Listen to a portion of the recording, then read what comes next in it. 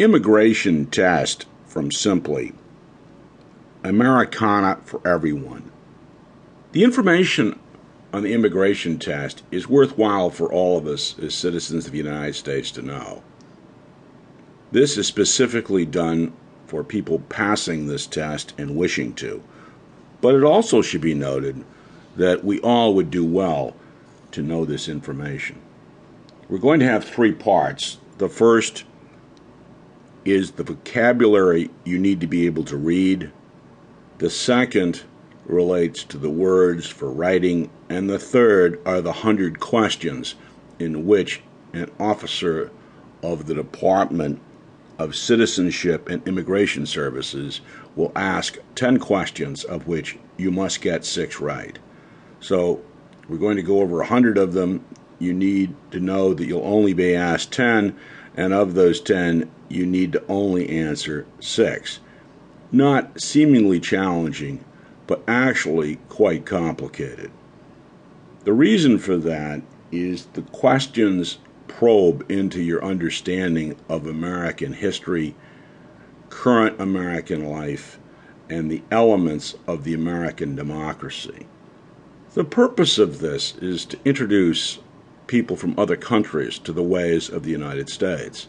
There's one question that relates to Susan B. Anthony, a leader of human and women's rights in the 19th century. This type of figure does not exist or be so respected in most countries in the world. This is a landmark of women's rights. The other is Martin Luther King with regard to African Americans, formerly American slaves. So as you go through these questions, understand you need to know about the fabric of the United States history. We have a disc, U.S. presidents, that can be helpful. We have U.S. state capitals. We strongly recommend you get a map of the United States. And while you get a chance, just see where everything is. We also have an Americana series that has an audiobook on the Declaration of Independence, the U.S. Constitution, the U.S. Bill of Rights, Thomas Jefferson, the Louisiana Purchase, and the Gettysburg Address. The beauty of an audiobook is you can skip tracks and go to the ones you want to study.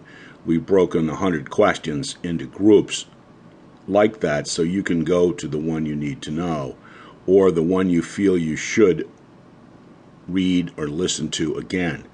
One of the purposes of this audiobook is you will be asked orally questions. It won't be something where you sit down and write out a test of the 100 questions. So it's helpful to be asked the questions in the way you will be asked the questions so you can answer them accordingly. With regard to this introduction, we present a few ideas that are not directly related to the test, but can be helpful to you to understand American life. The purpose of all this is that we all in the United States had a first generation of people that came who had a strong bond to their mother country. The second generation generally wants to be more a part of the United States because they were born here.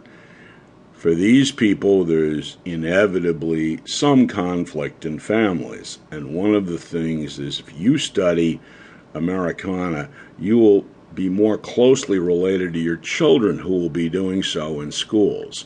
And certainly for the first generation, their grandchildren become much more Americanized because, after all, they live in America. So this is part of a way for you to have a bridge into your own family as they're exposed to ideas and thoughts in school and to make you more involved in their life. So this can be positive as you become more knowledgeable about the United States. And as some people have said, you elected to come here, so there must be something good here. And this is about what's good. And so that's why this test is here, and you can look at it as a positive event, not just a roadblock to getting what you want, American citizenship. A positive look helps a lot in accomplishing your mission.